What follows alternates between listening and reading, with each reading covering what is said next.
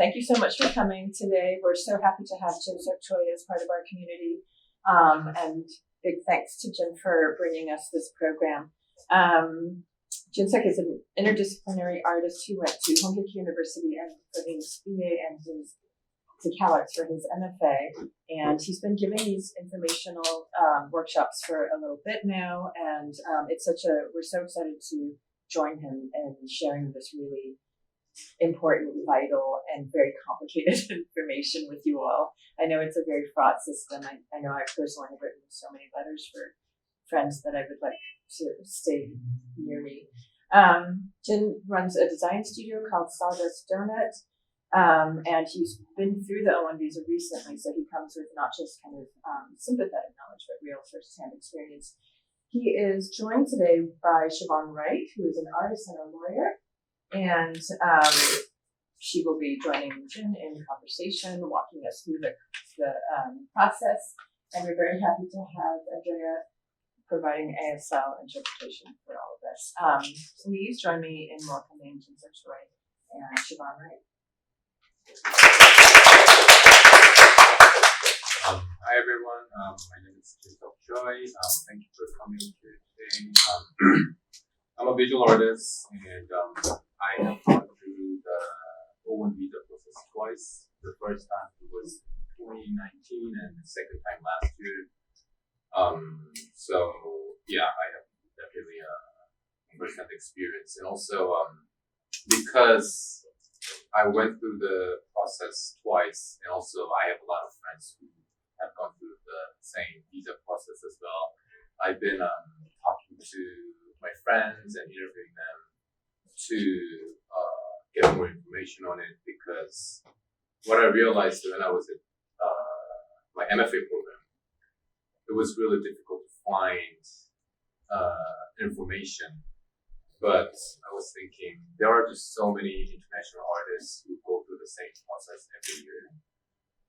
It doesn't really make sense that we don't really have certainly reliable information. So that's why I started to collect information and started to share, basically. So this is the fourth workshop that I have done so far.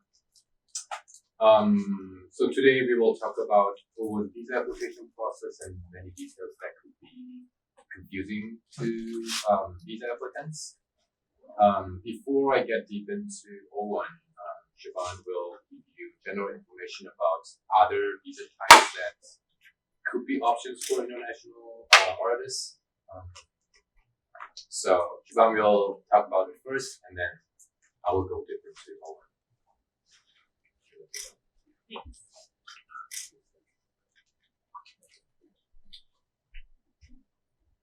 Okay, so thank you for coming today. How many of you will be looking for visas in the near future? Yeah. Okay, so I've definitely been where you all are. You can probably tell by my accent, I'm not from here. I'm Australian, and I came to LA to go to UCLA, and I graduated from my MFA there in 2019, and then I went onto an O-1 visa.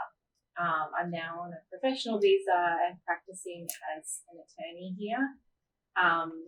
So I guess I just wanted to say that I'm speaking not only from professional experience, but also from personal experience of having gone through this, and I really understand like the stress and also the mystery surrounding the process. So I think it's wonderful that Jin has organized this, and I kind of wish that I had it when I was graduating. But I do have to read this disclaimer. The information provided in this presentation is not intended to constitute legal advice. Instead, all information, content, and materials available on this site are for general informational purposes only. Attendees of this workshop should contact their attorney to obtain advice with respect to any particular legal matter. So I've got that out of the way, and I basically will be going through a few options that are out there other than the O-1B visa before we launch into the O-1B visa with Jin. The most popular visa for individuals graduating with a fine art degree is the O-1B visa. It's for individuals with extraordinary ability in the arts. The benefits are it can be issued for up to 3 years and extended in increments up to 1 year, and it can be renewed multiple times and is assessed anew each time. You can work as an artist for multiple employers while on the visa. The downsides are the application process can be lengthy and requires significant documentation, and also the commitment to a 3-year itinerary upon application can be quite tricky. So going into these other options, the first one I have is the H-1B visa. It's for individuals who wish to perform services in a specialty occupation. It requires theoretical and practical application of highly specialized knowledge, a bachelor's or higher degree in the specific specialty, a position where the degree qualifications are a standard requirement in the industry and for that employer, and specific work duties that are so specialized and complex a degree is required. The visa is valid for up to 3 years and may be extended, but generally cannot exceed 6 years. The downsides with this particular visa is that general applications are capped at 65,000 each year, and there's also an additional 20,000 US master's graduates positions available too. Jobs for nonprofits or institutions of higher education are exempt from this cap altogether. Prospective employers must file a labour condition application. What is a labour condition application? Your attorney can assist you with the correct language for drafting an LCA, but 2 important things must be included. An employer must attest that it will comply with the following. They will pay you a wage that is no less than the wage paid to similarly qualified workers, or if greater, the prevailing wage for persons working in that position in the geographical area the applicant will be working in. And there are websites where you can find the prevailing wages for your particular field and your location. And your employer must also say they will provide working conditions that will not adversely affect other similarly employed workers. There's often a question when you're filing these things about whether or not you're taking a job from a potential American applicant. And there needs to be language around the fact that that employer specifically needs you for the job because you have specialized knowledge. Another visa option is the TN visa. The TN visa arose out of the North American Free Trade Agreement, but it is only for Canadian and Mexican citizens. And it only permits temporary entry to the US to engage in business activities at a professional level. Examples of types of professionals who are eligible are accountants, engineers, lawyers, pharmacists, and teachers. The position requires that a NAFTA professional be full or part-time with a US employer, and you must have the required qualifications. The application process should be noted that it's different for Canadian and Mexican citizens, and the visa is valid for up to 3 years and may be extended. Another option is the E2 visa. The E2 visa is for individuals of a treaty country with the US to be admitted to the US when investing a substantial amount of capital in a US business. You must show that you are seeking to enter the US solely to develop and direct this investment enterprise. For example, demonstrate that you own or control at least 50%. And there's not a particular number for what constitutes substantial capital. But it must be substantial in relation to the cost of purchasing an established enterprise or creating a new one. It must be enough to ensure investors' financial commitment to the enterprise and be of a magnitude that it will likely support the success of the enterprise. This visa is valid for up to 2 years and may be extended in 2-year increments and indefinite amount of times. So you have the B1 and B2 visas. B1 and B2 visas are temporary non-immigrant visas that allow individuals to travel to the US for either business or tourism purposes. B1 visas, business purposes include consulting with associates, negotiating a contract, or participating in short-term training. B2 tourism includes a vacation, medical treatment, participation in amateur musical or sports events or contests without pay, and short-term study like a 2-day cooking class. You must have proof that the purpose of your trip is legitimate. You plan to remain for a specific limited period of time. You have sufficient funds to cover your expenses. You have a residence outside of the US that you would intend to return to, and you are otherwise admissible to the US. You cannot generally work or undertake formal study on this visa, and this visa is valid for up to 6 months to 1 year for any one trip. One other set of options are the P2 and P3 visas. The P2 visa allows individuals to come to the US temporarily to perform as an artist or entertainer under a reciprocal exchange program between an organization in the US and an organization in the country of origin. P3 visas allow individuals to come to the US to perform, teach, or coach as an artist or entertainer under a program that is culturally unique. And what does culturally unique mean? You must be coming for the purpose of developing, interpreting, representing, coaching, or teaching an ethnic, folk, cultural, music, theatrical, or artistic performance or presentation. The visa is valid for the time needed to complete the event, activity, or performance, not to exceed 1 year, and can be extended up to 1 year. So I'll pass it over to Jin to get into the more nitty-gritty details about the O-1B. Thank you so much. I'll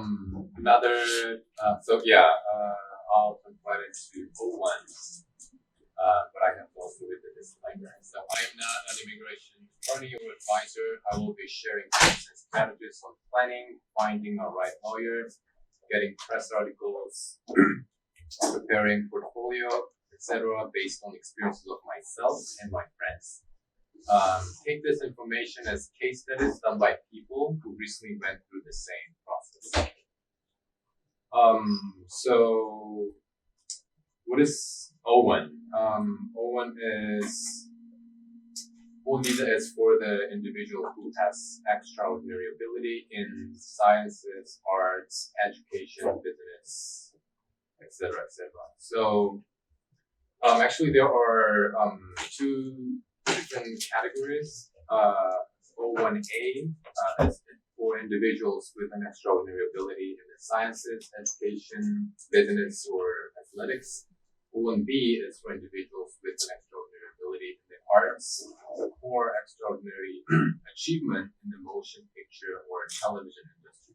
So because this workshop is for artists, from now on, when I say O-1, I'm talking about O-1B.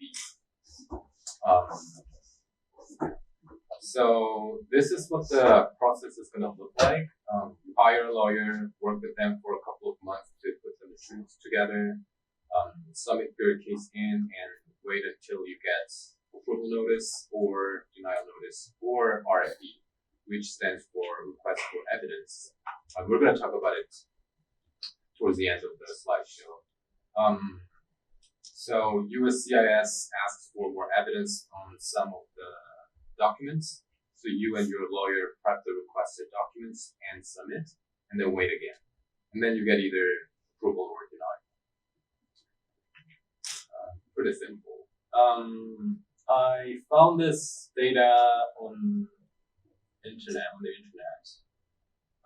If you Google USCIS O-1 visa approval data, it'll say between 80% and 95%, depending on the service center. And this is the data released by USCIS in 2020. So the rate is not bad. I mean, there are many hidden things that don't show up on the data, but out of 10 applicants, 9 will eventually get their O-1, which is good news, I guess. Another data released in 2021. This one is a bit easier to understand. The reason why there is no information on RFE rates in 2021 is because USCIS didn't release the data on RFE yet when this article was written. But as you can see, during Trump administration from 2017 to 2020, the rate kept going down, and when Biden came into the office, the rates came back up a little bit. So definitely the process gets affected by the political landscape at the moment.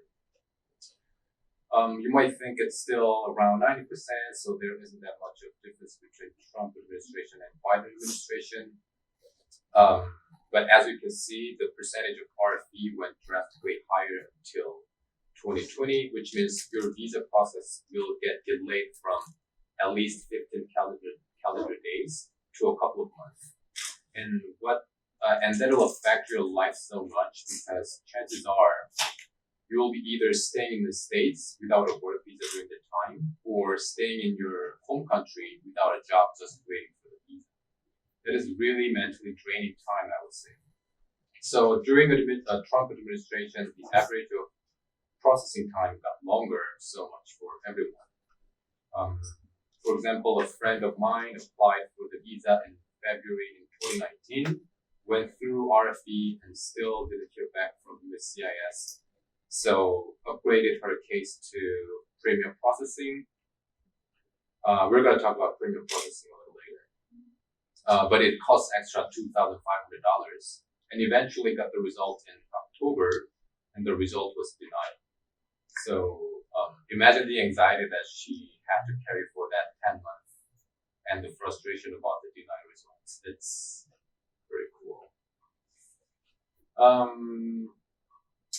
Table of contents. So these are the things we are going to talk about today. Finding the right lawyer that fits you and your practice is obviously super important. I can't stress enough that you need to spend some time and really shop around before you decide who to work with. Just because a lawyer worked for someone doesn't mean that the same lawyer will work for your case. We'll talk about that in a minute as well. The role of your sponsor. What is a sponsor, or who can be your visa sponsor? And how is a portfolio for O-1 visa application different from a portfolio you would generally create for the opportunities in your field? What are the right materials for the specific type of portfolio? And we're going to talk about also press articles and what kind of press articles you can use for your case. How many recommendation letters and who can be a recommender. And also we're going to talk about deal memo or letter of intent or itinerary. You might not even know what you will be doing in the next month. Then how do you create a master plan for the next 3 years, right? I would say deal memo is one of the most difficult criteria to work on, but there are a couple of things that I can tell you. What is RFE and how does it affect the process of your case? And also, I'll talk about the difference between regular processing and premium processing. And of course, the timeline for you to plan ahead. So first, lawyer. A couple of my friends have asked me if they can do without a lawyer. I mean, technically, yes, but you will need to work on it a lot. Not that it's a smooth ride with a lawyer. You will still spend so much time emailing, collecting materials, bothering people for help, etc. But if you get a right lawyer, it'll save you so much time, energy, labor, and stress. So I would definitely recommend to get one. Start talking to lawyers as soon as possible. Not all of them, but some lawyers offer one-off consultations for free, so take advantage of it. And also, just because a lawyer charge you for one-off consultation doesn't mean that the information they are giving you is more valuable. So I would say just get as many free consultations as possible. Find one that has worked with a lot of people in your field. Depending on your profession, the approach or strategy should be adjusted. And you want to work with a lawyer that has a good understanding of what you do. So how do you do that? Just ask people around. Just ask people around you. Because if you're a visual artist, the chances are you are gonna have you might have a lot of visual artist friends who have gone through that process, right? And they might have got their lawyer contact from their friends who are also in the same field. So that way, you kind of rely on because they might have a lot of experience in your field. Again, just because one lawyer worked for someone doesn't mean that the same lawyer will work for you. So again, you have to ask around a lot, and I would say just talk to many lawyers. If a lawyer you feel good about rejects you and says your case is weak, which could happen, and that happened to me as well, don't worry about it. Just find another one. A lawyer rejected me and said, I don't have enough press articles, I need a lot more, but I ended up talking to a lawyer that I ended up working with, and he thought my case was pretty strong. My lawyer rejected a friend of mine, thinking that she doesn't have enough materials. So she worked with another lawyer who charged less than my lawyer, and she still got the visa. So don't get discouraged by what one lawyer says.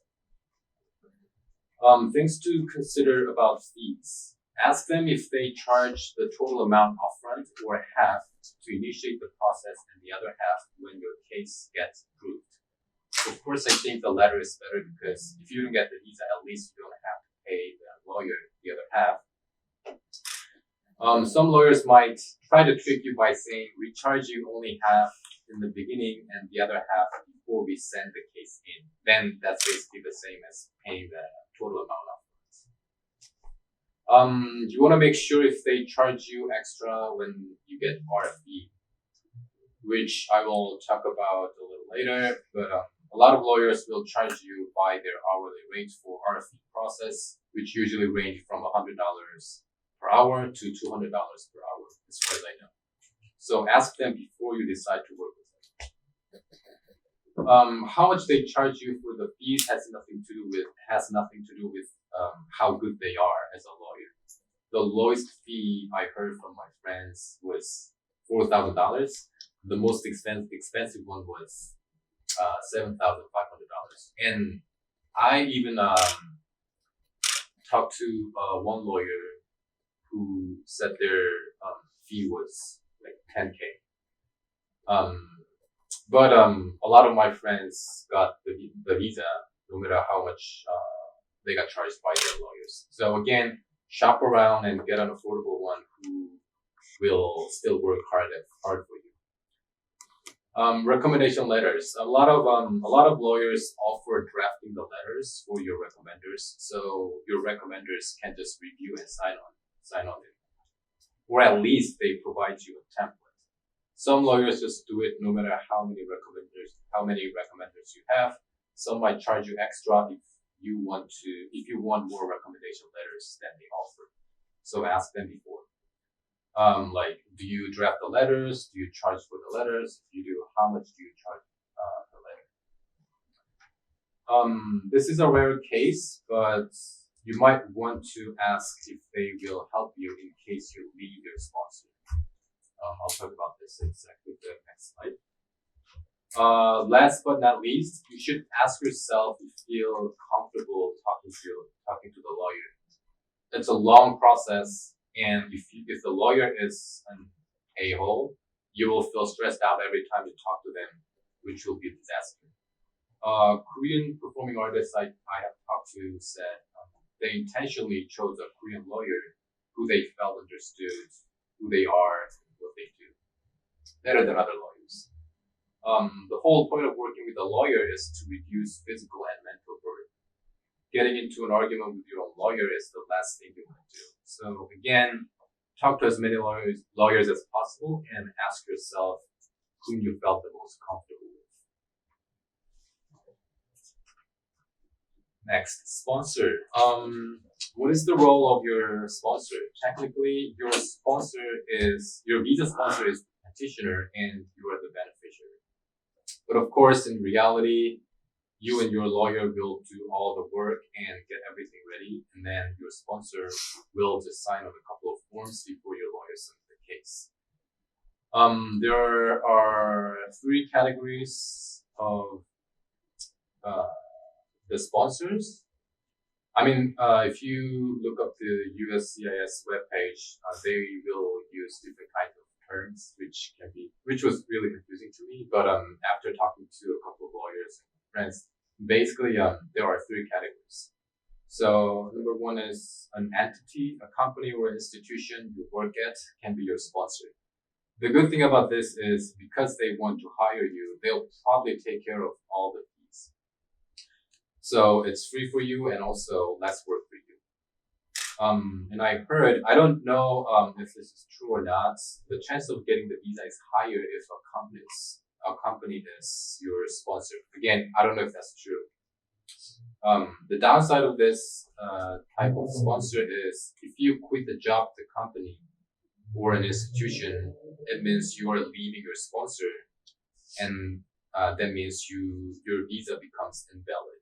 So you'll have to either find another sponsor or leave the US. Another downside is, generally speaking, you are not allowed to take any other jobs other than the job your company offers. Secondly, an individual the second one and the third one are pretty much the same. So the second one, an individual who offers you a job. This was my case. So my sponsor was an individual who also hired me as her studio assistant. Because it's an individual, you'll have to take care of everything, including the fees and the paperwork. So it's a lot of work. But you are allowed to take other jobs, which gives you some freedom. Third, an individual who doesn't offer you a job. Anyone who is a US citizen or a green card holder can be your visa sponsor. And you are allowed to take jobs, of course. Some people say it's better if your sponsor is an established figure in your field, but I don't really know if that's true. A couple of my friends had their friends or partners as their sponsors and they still got the visa. Like I said, if you leave your sponsor for any kind of reason, whether they are a company or an individual, your visa is not valid anymore. So you might want to ask your lawyer if they will help you in case you need to leave your sponsor, and also how much they will charge for it. Some people could be hesitant about sponsoring your visa because the word sponsor or petitioner might feel like a lot of responsibility. Instead of trying to persuade them by yourself, just have your lawyer explain to them directly. That's why you get a lawyer, to clear out any misunderstanding. Criteria. So let's talk about the actual criteria you should meet as a visa applicant. How can you prove that you are an extraordinary artist? I captured this from USCIS webpage. You need to show that your case meets at least 3 out of these 6. The language is ridiculously vague and some of them sound the same. So these are probably the actual terms for the criteria your lawyer will use to communicate with you. Portfolio, press articles, recommendation letters, deal memo, letter of intent, itinerary, and overs, grants, residencies, etc. The last one is easy. If you have received any award, grant, or fellowships or residence program opportunity, you just send some documents that can prove that. So we'll just skip that part. Portfolio. The whole point of this portfolio is to show how much public attention your work has gained. So they don't care much about the content of your work. They only want to know if you are exposed to the public well enough. So these 7 things are the usual materials, but if you have something else that can show your work is well accepted, you can throw that into your portfolio too. Documentation of your work, flyers, catalogs, publications, press articles, reviews or write-ups, translation if they are written in a different language other than English, with a certificate of translation. I'll talk about that next. Press article is itself a separate category, but you can also include include the articles in your portfolio. Usually, lawyers say 50 to 100 pages, but you should definitely aim for 100 pages, if not higher. Mine was about 130 pages when I applied for the visa in 2019, and around 300 pages when I applied last year. And a friend of mine told me their portfolio was like 1,000 pages as well. So just include as many as possible in your portfolio. One thing you need to be very careful with is the work you made as a student and the opportunities you got as a student. It is not considered professional, and it could actually work against your case. That being said, you might be able to frame it in a way that it looks legit. So this is one of the articles I included in my portfolio and press articles. The title of the article literally mentions my school's name, and it says NFA show. It's not an opportunity I earned as a professional artist. I was given as a student. But Hyperallergic is a well-known online art magazine, and the writer only talks about 3 artists out of the 32 artists. And luckily, I was one of them. So the paragraphs that I highlighted with red box are about my work. My lawyer and I discussed this article, and we decided to put that in because that's a relatively well-known online art magazine, and it didn't only mention my name, but also gave a little bit of in-depth critical review of my work. So yeah, generally, do not put any of the work or opportunities you did as a student, but like I just told you, there might be a way to frame it in a good way. And the next, press articles. Press articles can be its own category that proves you as an extraordinary artist. The point is the same: how much your work has been exposed to the public. There could be different kinds of press. The best is the one that highlights you and your work. If you have an interview published, that's perfect because it's all about you. If you got a review of your solo exhibition, that's great too because it's all about your work. I always tell my friends who are digital artists to have a solo show somewhere and get a writer to write a review about it. I mean, of course, it's not easy, but if you can pull that off, you get an article that only talks about you and your work. And it doesn't have to be written in English. If you can get an article that promotes your events in different languages, like your first language somewhere, that works fine as well. The second kind would be an article that doesn't go deep into your work. Maybe it only mentions your name, but that works too. You can include it as a press. So actually, you might just Google your name and find quite a lot of articles that you didn't even know. It could just mention your name and the date and location of the event. It still falls into this category. So yeah, Google your name. The third kind could work, but it needs a bit of work. You might even be able to include an article that doesn't even have your name on it. Let's say you are part of a big festival, but it's too big that none of the press articles mention your name. If you can add a separate document that can prove your work was shown in the festival, then you can include the articles that promote the festival. If you're, let's say, a sound designer, this is how you would meet this criteria. Usually sound designers work as part of a big team.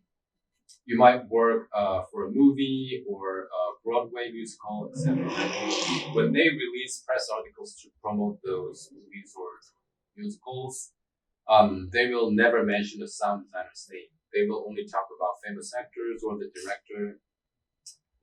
In that case, you put all the press articles in your case and add a contract or a letter from the director that proves you were part of the team. What if you're not only an artist but also a writer and you have a bunch of published articles you wrote? Lawyers might give you different opinions on this one. Some lawyers I have talked to told me it wouldn't work because my title in the case would be visual artist. So anything I do as something else other than visual artist wouldn't work. The lawyer I ended up working with told me that could actually work.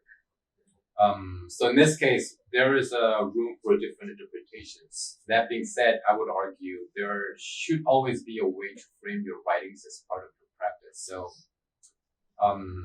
that's really what it is. It's all about how to frame the materials you have to prove that you are an extraordinary artist. So, yeah, talk to your lawyer about it.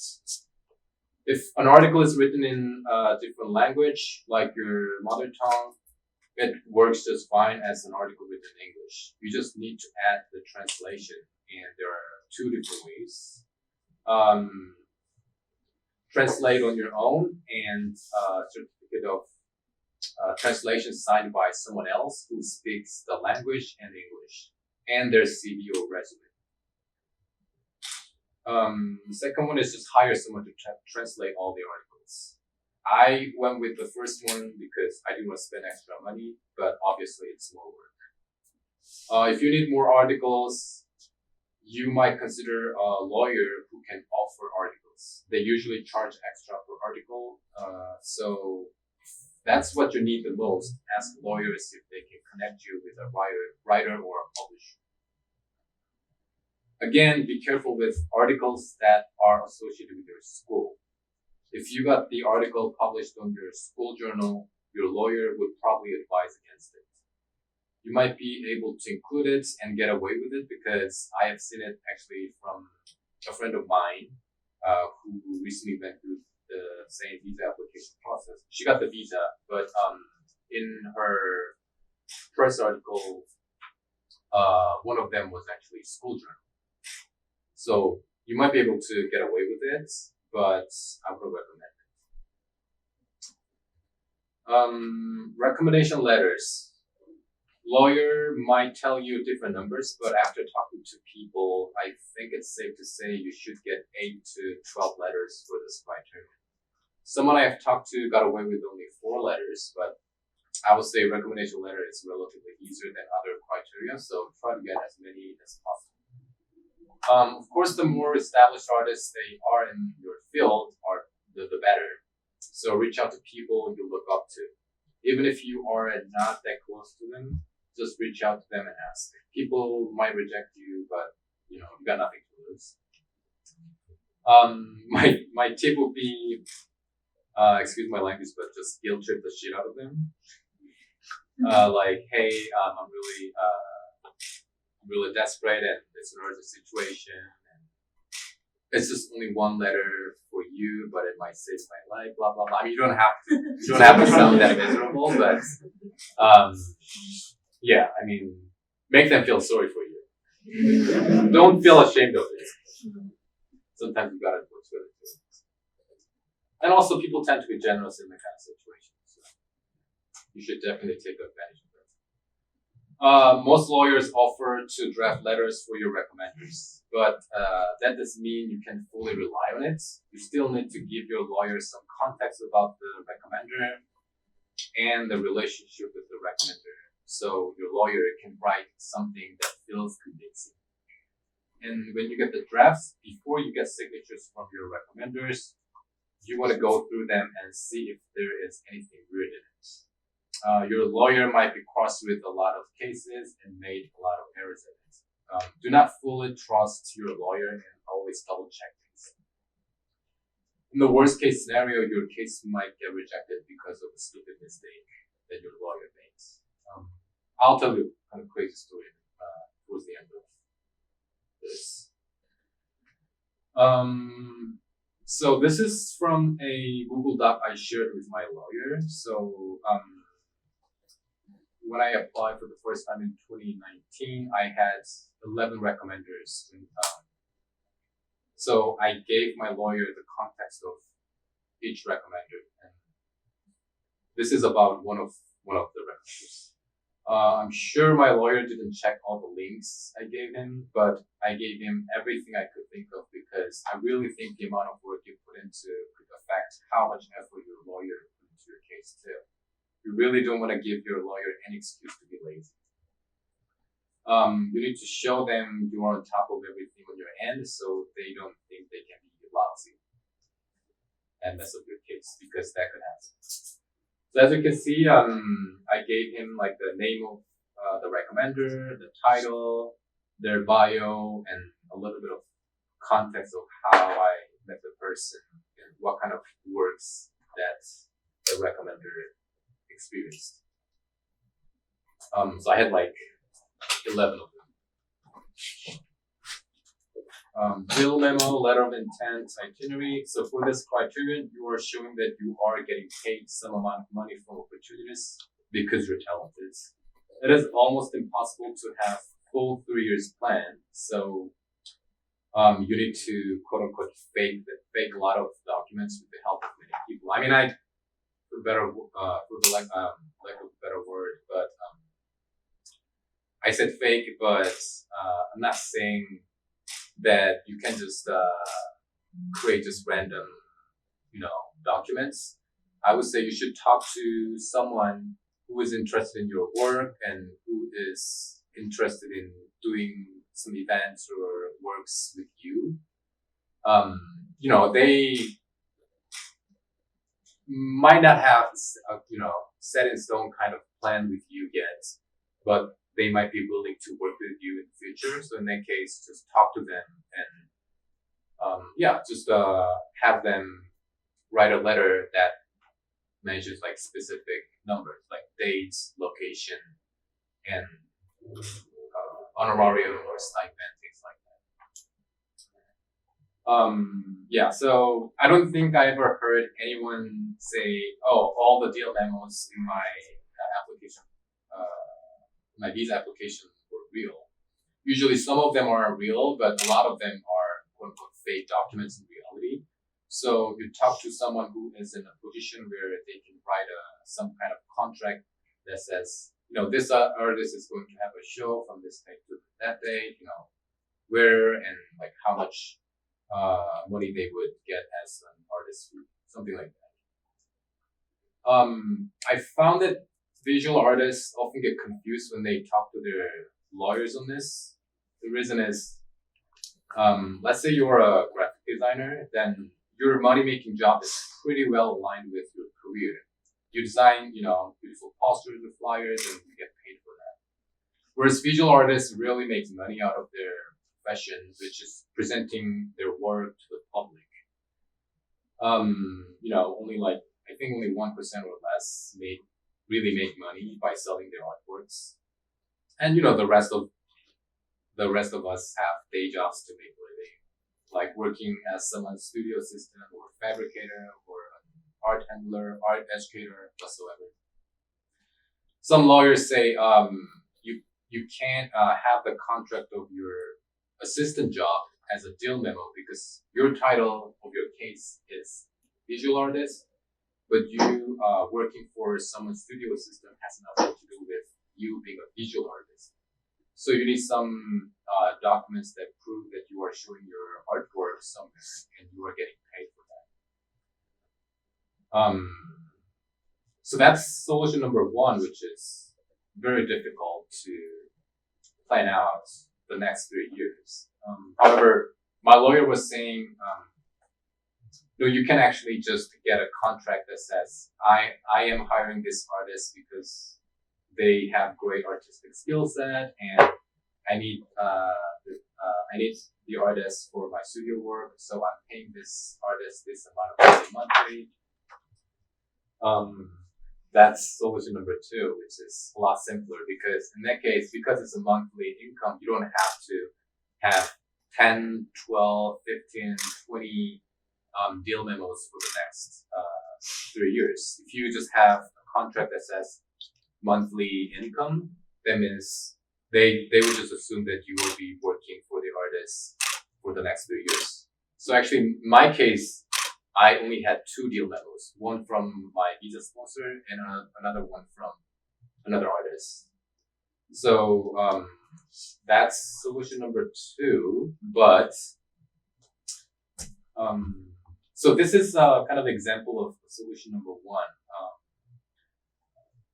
I, of course, blocked out all the private information, but this is a deal memo I got from a nonprofit organization, which I ended up not using because my lawyer said we don't really need it. But this is like a typical example of the solution number 1. It says the name of the gallery space and what they do, and also a little bit of information about what kind of work I'll be showing there, the time, the location, and the amount of money I will be getting from them. This is one of the 2 deal memos I actually put into my portfolio. So this one says, basically it's saying, oh, I like your skill set, and I'm gonna hire you as a studio assistant, and you'll be paid this amount of money monthly, things like that. So solution number 2 is definitely a lot easier for visual artists, but again, talk to your lawyer because,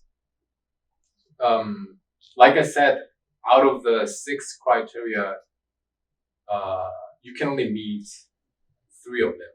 So that means my lawyer thought it was fine, but maybe I didn't meet the criteria of this deal memo thing. But because I met all the other criteria, all the other types of criteria, I might have been able to get away with it. So again, talk to your lawyer. They should have a better idea of how to approach, things like this. RFE. So request for evidence is an inquiry that the USCIS sends when there is a lack of documentation or supporting evidence in a visa petition. The USCIS can issue an RFE for a variety of reasons: documents on future projects, proof of your past work, one of your recommenders, etc. It could be about really anything on your application. So when I went through the process for the first time in 2019, luckily I didn't get RFE, so I just got the initial approval notice. But last year I got RFE, and the documents they asked for were 2 of them, and one was my photo ID, and another one was my birth certificate. My lawyer was like, I don't know why they are asking for birth certificates, and also they already had my photo ID, which is passport.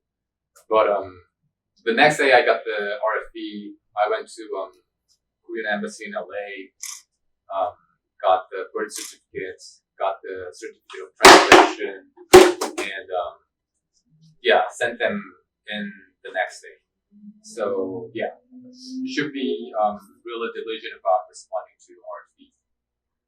Unfortunately, the chance of getting RFEs seems quite dependent on the political landscape at the moment. So, for example, under Trump administration, RFE became almost normal. That lawyers even advised to take that into your timeline.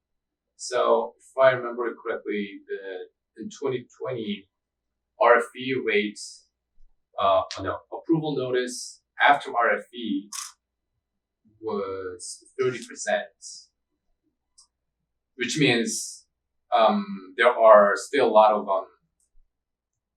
denial, people who got denial after RFE. So it's like the chance of getting RFE is actually got a lot higher, especially after Trump administration. Regular processing versus premium processing. So this is the main difference is the fee, the amount of fee you're paying to USCIS, and also wait time. So with regular processing, the fee is $406. And after submitting your application, you'll be waiting between 3 to 12 weeks or longer. And if you get RFE, another 3 to 12 weeks from submitting requested documents. Whereas premium processing, the fee is a lot more expensive, which is $2,500. But you are guaranteed that you will hear from USCIS within 15 calendar days. But if you get RFE, another 15 calendar days from submitting requested documents. Unfortunately, the wait time right now is very long. I thought I went through the worst time in terms of wait time because I did it in Trump administration, and my lawyer said I waited 4 months basically, and my lawyer was saying this is the worst when it comes to like wait time. I've never seen anything like this, blah blah blah. And also, like I said, a friend of mine waited in total for 10 months. But actually, last year when I went through the process, I ended up waiting for in total 6 months, 4 months after regular processing, and I couldn't wait any longer because there was a work scheduled. So I upgraded to premium processing by paying extra $2,500. And then I waited actually longer than 15 calendar days. I waited for about like three weeks and a half, and submitted the birth certificate and photo ID. I waited another probably like 4 weeks or 3 weeks and a half, and then I finally got the visa. So in total, I think I waited for about 6 months. A friend of mine is still waiting, and it's been 8 months, and she's definitely considering upgrading to premium processing. So, I would say don't wait any longer. You should definitely take that into your timeline, especially right now. I think the reason why the wait time got so long last year is because, well, during pandemic, it took like 3 weeks, 5 weeks was very short. Probably because a lot of people went back to their home countries. But last year, a lot of people started to come back, and obviously the load of the amount of application got a lot higher. So I'm guessing that's why, but I'm not so sure. Filing locations. There are 2 service centers that handle O-1 cases, one in California and the other one in Vermont. It has nothing to do with where you live. It's about where the petitioner, meaning your O-1 sponsor, is located. For example, someone I know is a full-time faculty at CalArts, so she lives and works here in LA, but her visa sponsor is in New York. That means her case was handled or submitted to Vermont Service Center, not California Service Center, even though she lives here. The reason why I'm bringing this up is I don't know how true this is, but I heard this multiple times from different people. I heard that wait time is usually longer at California Service Center than Vermont Service Center. I don't know how true that is, but I heard it from quite a lot of people actually. So that's about it. Just to wrap up, these are probably the questions you might want to ask when you get one-off consultations.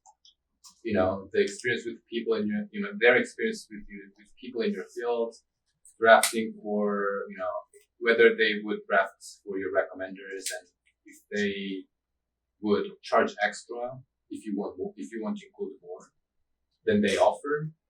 Also, if they would charge the total amount upfront, or they have to initiate the process and the other half, then you can be approved notice. Also, you want to ask them about, if they would charge extra for RFP and how much. Like I said, usually their hourly rate is $100 per hour to $200. And yeah, also if a lot of people who recently graduated might be worried about getting press articles because literally they are just out of school and who has press articles, right?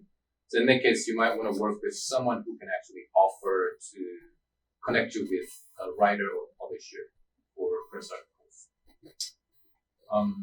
Yeah. And this is kind of the timeline. This timeline would probably be ideal for international students who will graduate pretty soon. But adjust the timeline so it suits your situation. But usually, these is the timeline. But like I said, you want to work. I mean, this is kind of like timeline I used for myself. But again, because the wait time got a lot longer, I would recommend to actually, start working on this a lot earlier. Here are a couple of things you need to be always doing. Keep an eye on open calls, awards, grants, methods, programs, etc., and always apply for as many opportunities as possible. Be diligent about collecting flyers, publications, press articles, etc., of things you are part of, because your future self will thank you later. Reach out to people, exchange your ideas with others, collaborate with them. Networking is always really important and helpful. Again, for recommendation letters and deal memos, things like that. Last but not least, help others whenever you can. Nobody can and should go through this alone. They will help you too when you I was actually hesitant sharing the list of lawyers that my friends have worked with. Because I don't want people to think that they are it's like the ultimate list or something. Because again, just because a lawyer worked for me or my friend doesn't mean that they are going to work for you. Yeah. But I was like, people ask me for my lawyer's contact anyway, so that's why I decided to bring the list. Couple of notes from my friends. For Chinese visa applicants with O-1 visa, only single entry is guaranteed, meaning after getting visa interviews at a U.S. embassy, you can only enter into the U.S. one time, which means every time you leave the U.S., you have to get another interview at the U.S. embassy and visa stamp on your passport, whereas others like Koreans can leave and come back as many times as possible, as many times as they want. So it could be really annoying for Chinese visa applicants. Whereas, which is why a lot of Chinese people consider H-1B as their visa options, because with H-1B, multiple entries are guaranteed. So after you get H-1B, still you will have to get an embassy interview outside of the US, but after that, you can leave and come back as many as you want. So multiple entries are allowed with H-1B. Thank you, and this is the list of my friends who shared the information and their experience with me. And thank you, Shevaun. Yeah, of course. So thank you, and should we get some questions? If they have. Yeah. So you mentioned that a sponsor can be a person who is not offering you a job, as a friend or a partner. And on the same slide, you said that if you're leaving your sponsor, your visa becomes invalid. So what does leaving a sponsor mean in a case where it's not an employer? I guess in that case, you get into a big fight. I mean, it's a rare case because, I mean, it could be, you might want to think about it if or a sponsor is a company or institution, because there's a chance that you get laid off or whatever. But if you are friends with your sponsor, probably, it's not going to happen. But the petitioners or the visa sponsors are supposed to report USCIS if they don't want to support your visa anymore. So in that case, it could be a problem. And is supporting your visa in the case of a friend, does that mean that they're giving you money like monthly or something? No. In that case, no. They are not offering you a job or anything. It's just they are only sponsoring your visa. So it's actually, again, like they might be freaked out because the word sponsor or petitioner might sound scary for them because it sounds like a lot of responsibility, but actually it's not really in reality. So that's why I had my sponsor talk to my visa sponsor to lay out all the details. But yeah. I have a question that's kind of related to sponsors and recommendation letters. Can your sponsor write a recommendation letter? And then as a follow-up, is it better if it's a U.S. citizen? Recommendation letters? In like sponsor or recommendation. Well, sponsor definitely has to be either U.S. citizen or green card holder. Yeah. But recommendation letters can be just anyone in your field. So I had a couple of letters from a curator based in Amsterdam, and also another letter from Korea, I think. So yeah, for recommendation letters, it could be really anyone in your field. Yeah, but ideally it wouldn't be from your sponsor. Your recommendation letters come from other people. The page, like the number of pages you refer to your portfolio, like 200 or above.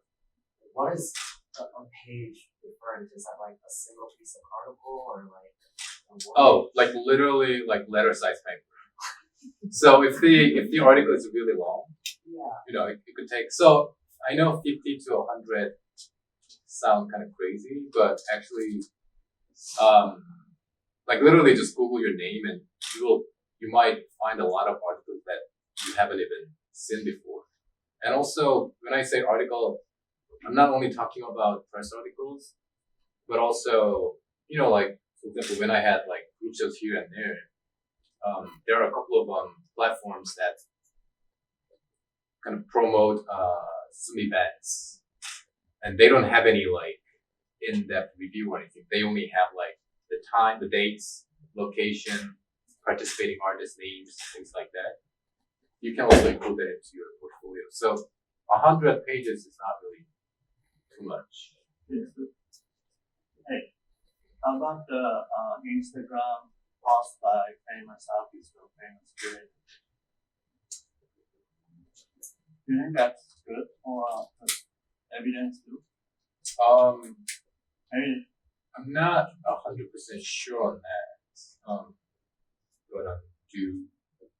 Yeah, neither am I actually. I think just also on the question of like quantity, I would go for quality. I know that is something that, so it's a funny process. Like when you're going through an attorney as a creative person, you're basically trying to essentially translate your experience into something that someone's not necessarily going to know very well. Like they're an administrator, they don't necessarily know the ins and outs of the art world. So an Instagram post by a very famous curator, is a big deal in our community. But that would need to be translated into terms that they would understand. I've never personally included an Instagram post. It tends to revolve more around the quality of publication that you're included in. But that's a novel question that could potentially work. It may just need contextualizing because you would need to explain who that curator is and why that's significant. Yeah. yeah, I got another question. Maybe I might mistake, but did you say all visa renewal is just 1 year or 3 years again? it can be 1 year extension, or it can be new 3 years O1. Oh, I see. Okay. So you just did a new 3 years. Yeah. Thank you. After getting the O1B visa, can I be hired by another institute which is different from my sponsor? So that's a tricky situation, and correct me if I'm wrong, but I actually asked the same question to my lawyer.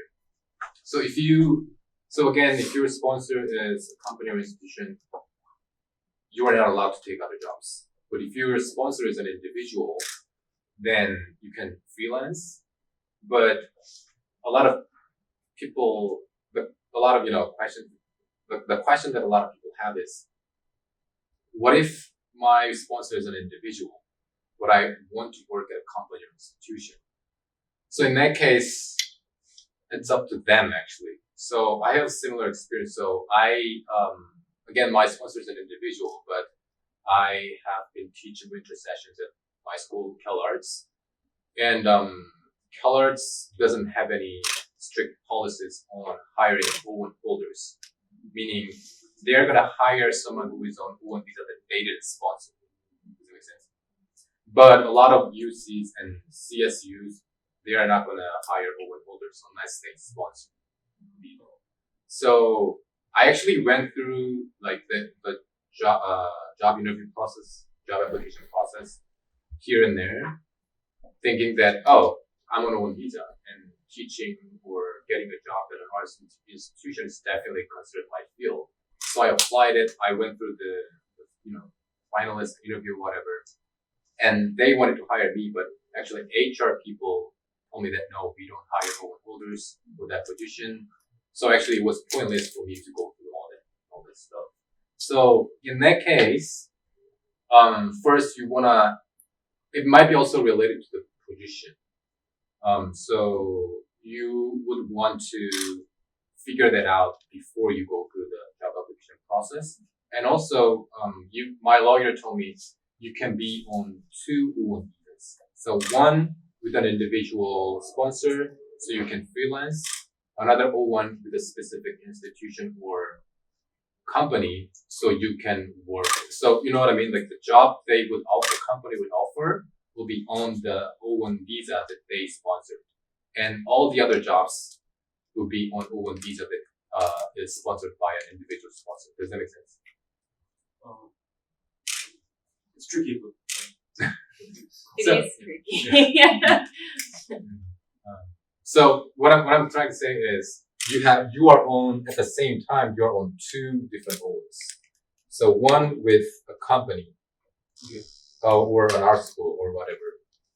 Then you will be basically taking the job from that company or institution on the O1 visa that they are sponsoring. And you will be taking all the other gigs or freelancing jobs or whatever on the other visa that is sponsored by an individual. Okay, then the question is, can I hold 2 O1s simultaneously? Yeah, that's basically what I'm saying. Oh. Yeah.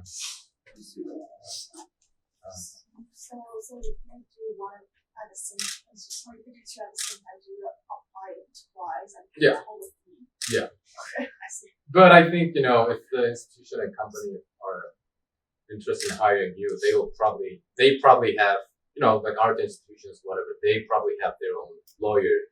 They will take care of most of the, visa stuff. But, yeah. Just correct me if you feel like it. No, I mean, I don't want to correct you. I think something to be aware of, and I think this came across in the talk as well, is that this is a field where there's also creativity in the legal process as well. And like, there's a lot of different like anecdotal evidence of like maybe what one lawyer considers is like legitimate evidence and another one, so yeah, it does vary.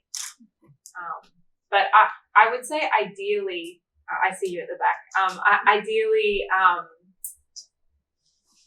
although this is an incredibly difficult thing to plan when you're fresh out of school, and I found this personally very difficult too, try to have your plan in place before you apply for the visa. And I mean plan as in how you're going to make money, where you're going to show, and I also mean that for 3 years. It's a very difficult thing to do, particularly when a pandemic strikes as well. You just never know what's around the corner. But when you get your O-1 approved, technically any variation from that program, you will need to go back and seek approval for that. And that will cost you money. So to have all your ducks lined up before you apply is the ideal situation.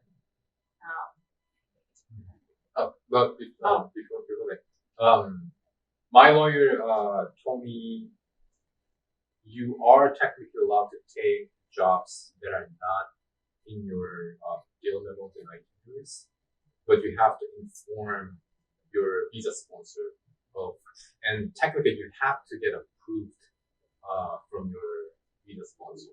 So I've been just like emailing Shirley. Shirley's my visa sponsor. I've been emailing Shirley that like, Shirley, I'm working on this. I got this small gig, or I got this teaching position, whatever. Of course she's never gonna say no to, no, you can't work there, or like, you can't take other jobs that I'm not, other than the job I'm giving you or whatever. But like, yeah. And also a friend of mine who got O-1 also taught at CalArts last winter session, and that teaching position was not part of her visa application, but still she was able to, she talked to her lawyer and talked to the school about it, and still she was able to take the job. So, but yeah, you have to inform your sponsor and lawyer about those things. And again, that's why I always recommend to get a lawyer, because even after you get visa, approval notice, there are just so many things that you need to navigate carefully. So I'm like constantly emailing my lawyer with a bunch of questions. That's the benefit of getting a good lawyer. But anyway.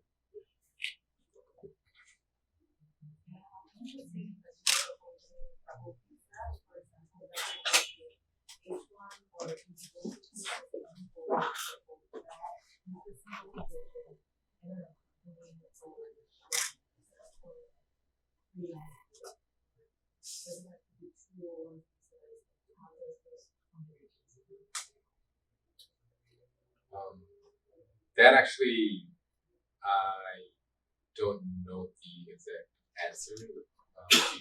I don't know. Yeah, I'd have to research that. Yeah. So about that. Yeah.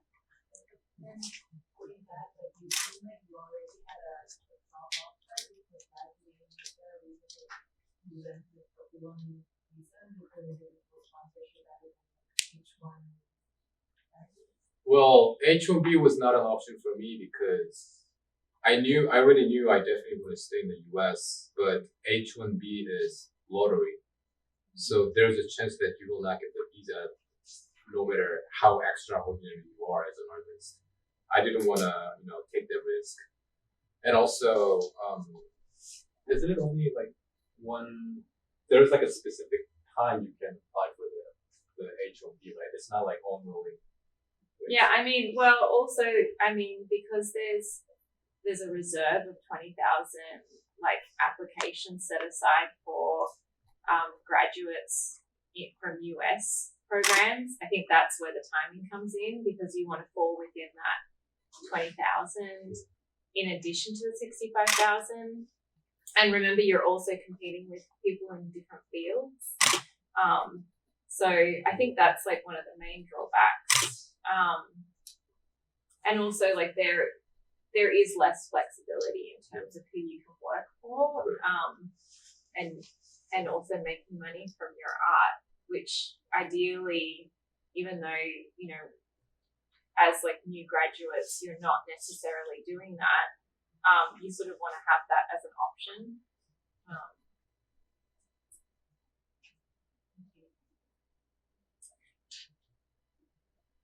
So I'm going to graduate in June, and so for OPT, there's a 2-month break this period. Do you recommend to stay like to wait for this month period to try to look for lawyers or get and stuff for OPT visa?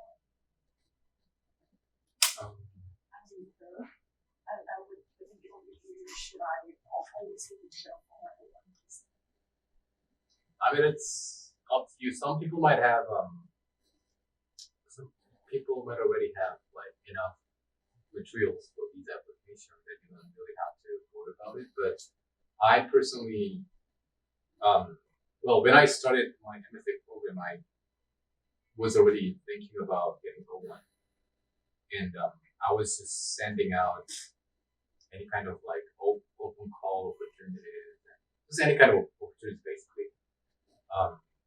Because, you know, if you get accepted to any kind of opportunity, it'll probably happen the next year. So you have to plan ahead, right? It's, you know, it might be a little late if you graduated already and applied for those things. And even though you get accepted, it's going to happen after your OPT expires. Does it make sense? So, well, again, like you have to be always working on those things. And, when, in terms of like when you should start OPT, it all depends on the job you were getting. So when it's just related to when the job starts, you know, things like that. So I don't know if that's an answer for that question, but yeah, just with OPT, like, and when it starts, it's totally up to you and your job. Because I believe with OPT you have to already have like a job offer. Yeah, so are you asking whether you should go straight to applying for an O-1 rather than go on to the OPT, or? Because for OPT start date, it can be right after you graduate, or it's required after you graduate. I know we have actually start working right away, but I would be too much short. Right. Right. I mean, it depends on like also financial needs too. But the OPT year is quite good because it allows you to work for anyone that's in a related field that you're, you know, that you graduated in. Yeah, so you're asking whether you should wait 2 months and then commence the year and advise you another 2 months at that other end. That's really up to you.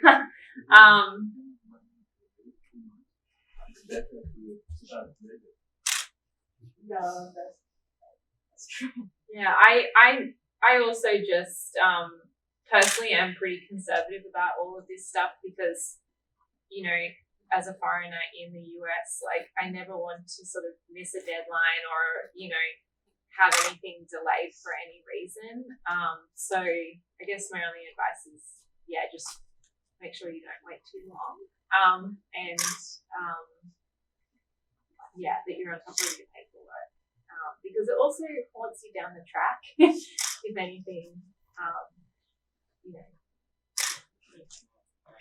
The advice I had from my school before when I had an OPT was to start it immediately, only if you have a job offer lined up.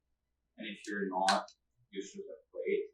So it will give you more time for like look for a job because there's only a certain number of days as a grace period once you have your OPT.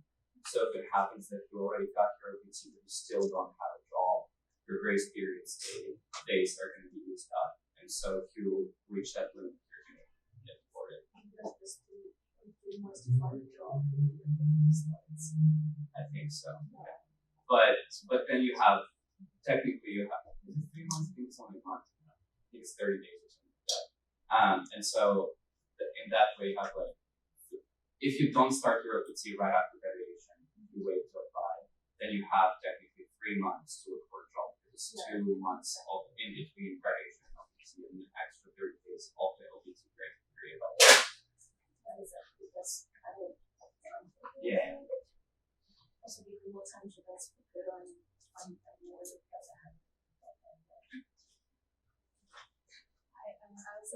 So what if you have two employers? Because I think I'm in a similar situation as you.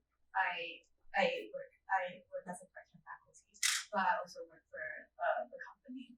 So like, if that's the case, should I do two O-1 visa and sponsor by two institutions? Again, I think you should definitely talk to whatever people who are in charge of maybe like HR people or whatever, because again, when I go through that job interview at Otis and UCLA, I found out that they just don't hire O-1 holders for those positions after I went through the process.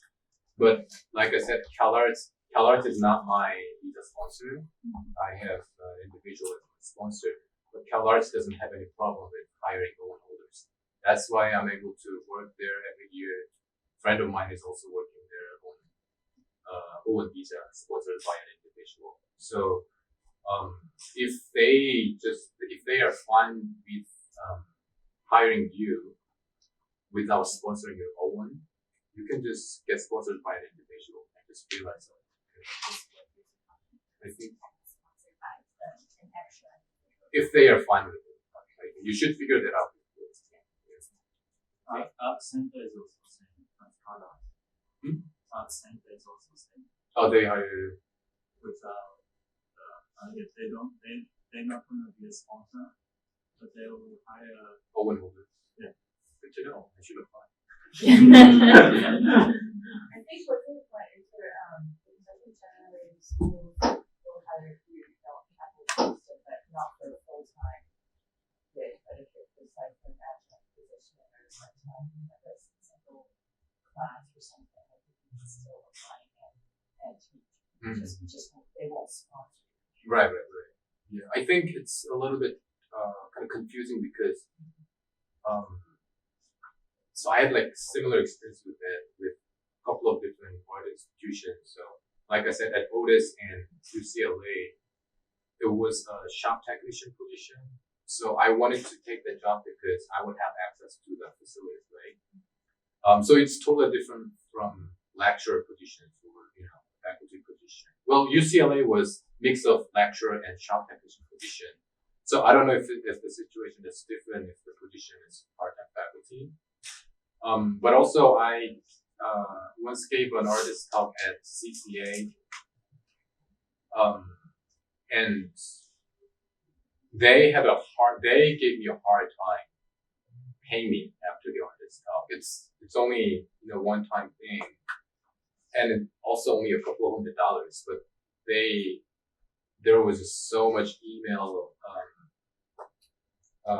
going back and forth between me and the payroll people, and they just kept saying there is no way we can pay you on visa.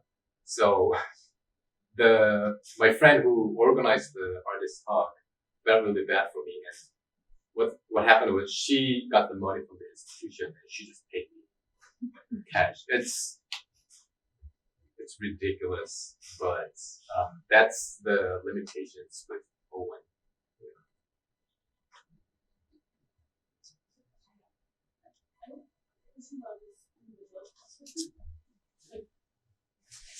I don't feel that this is correctly that they're not connected to the job application or something. So the individual. So what is your purpose? How are you connected to the They just need to be in the papers or there's something they're doing with it. Yeah, so I mean, I also had an agent, but the agent or the petitioner was a gallery in LA. And again, going back to different lawyers, different opinions, my attorney reviewed all of the paperwork around that institution to assess whether he thought it was legitimate enough to be a sponsor. And I had shows at the institution. That was how I was connected with it. But I was allowed to have a program of other shows. So they're essentially like your agent, and you are like, for me, I was related to this institution because I did show there. but it wasn't the entirety of my program. So, so can you just like plan or do you have to actually involve? The individual has to have a LLC status or something like that. Yeah, but it can't. I mean, I I don't know about people using partners and friends, but like maybe that works. But like technically, it should be an actual institution that has the paperwork to evidence that they are active in the field. And sort of just like every other part of your application, it's about status, and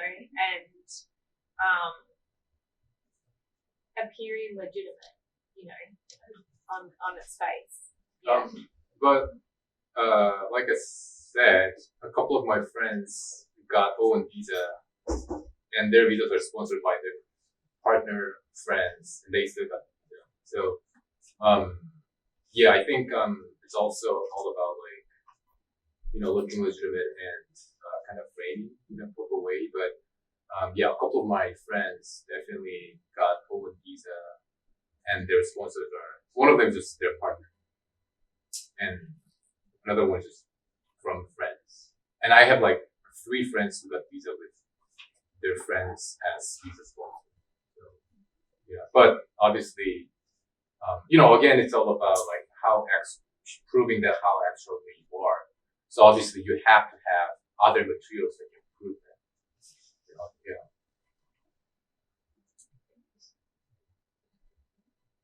Any other questions?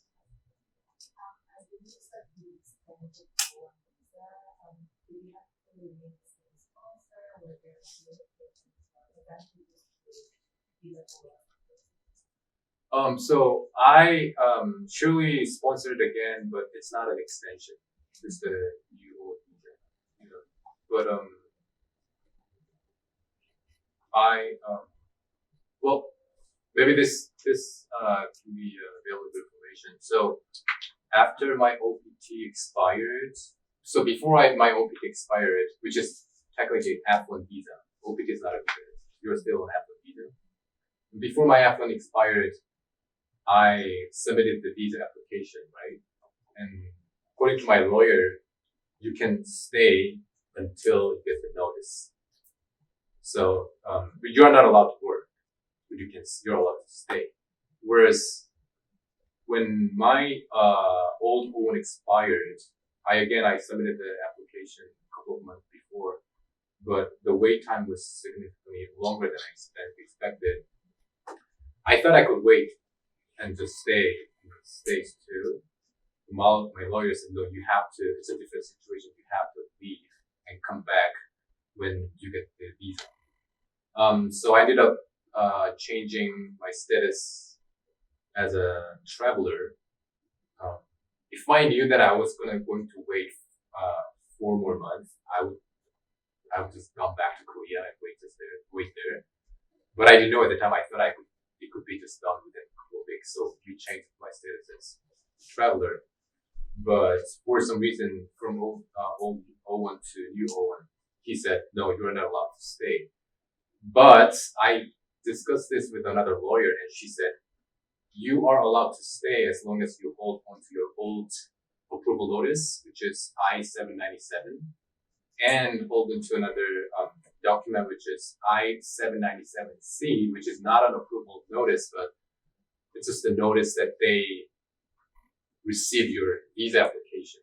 So meaning you have approval notice of your old one, and you have the acceptance, not acceptance, but the notice of the case being submitted. She said you are allowed to stay. So again, like, lawyers have different opinions. I'm really confused whenever I have to navigate this, but that's why I'm telling you, it's always a lot better and easier for you to plan way ahead. Then, if you get the new visa before your old visa expires, you don't have to worry about this. Did your lawyer give you did your lawyer give you a big discount for the second video? Oh yeah, that's true actually. So the second time the process was a lot easier because you can still use the same materials from the old application. So I didn't have to do like the whole 12 recommendation letters again. We only added 4 more letters because we already had like, wait, was it 12 or 11? Anyway, we already had the old recommendation letters. And of course I updated my portfolio and stuff like that. So the fee was actually a lot lower. Also, a friend of mine renewed O-1. He graduated in the same year. And he didn't even update his whole visa application, but he still got the second O-1. I wouldn't recommend though, because people tend to think, oh, second time it should be a lot easier. I mean, it is definitely, it's a lot less work for you, but still I would say you should do your best to just, update your visa applications with the stuff that you have done for the past 3 years. But yes, I got this guy. Also, it really helps. I'm sure you all have resumes and CVs handy because you're looking for work and you're about to embark on this process. But sending that off the bat to a lawyer that you want to speak to is really helpful because that just gives them all the information they need to know, and you can throw everything in there, all of the articles, any shows you've been in, residencies, you name it, education. I know I always find that really helpful. It saves me a lot of time. When a client sort of does that. Yeah. What did you do when you were a student? What did you do to have evidence, to accumulate evidence for the Visa application. For the Yeah. visa application. I had a lot of press articles. I had been pretty consistently showing while I was still doing the MFA. So that part of the application wasn't too tricky. Again, like Jim says, you Google yourself and you will find articles that will surprise you that you're mentioned in as well. So there was paperwork there, and you'll probably find that there's also that for you. But just also keeping yourself organized in general, as a best practice. As an artist, you should be doing that. You should be keeping folders of past work, keeping documentation.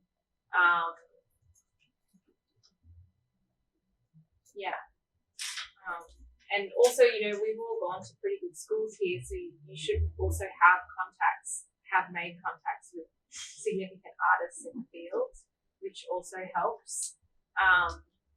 But yeah, like residencies,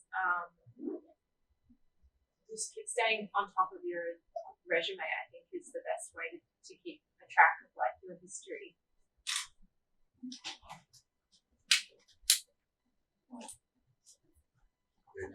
Last question. So when it comes to the recommendation, which recommendation would be stronger between a letter from a very famous guy in the field, whereas less famous to the public, but and a person who is like relatively more renowned to the public, but like maybe has less impact on the field itself. You could answer that question, but we should get both. Yeah. But if you have to make a choice. Well, honestly, like that's a choice for your attorney. When it boils down to it, I know I had all the letters, and then also, my attorney wrote the letters for me, and I also prefer to do that because there's specific language that they're looking for. And you can also slot in and arrange for different chunks of your biography to go in different letters, which is the situation that I had. Like certain works and achievements went in spread across different letters. But yeah, I mean, ultimately, like it might be that the most prominent person in the field is the one they go with. But they also decide to have, this other person write for you because I know there were people's letters that were added or not added because even if they were very famous, like they just weren't balancing out what they needed to strengthen that aspect of my application. So your lawyer can kind of see the bigger picture in a way. Yeah. Thanks. Do you want to share your information? So, because you accept O-1 cases. I do, yes. So I think I don't know if the slides are available, but I do work with clients who are applying for O-1 visas.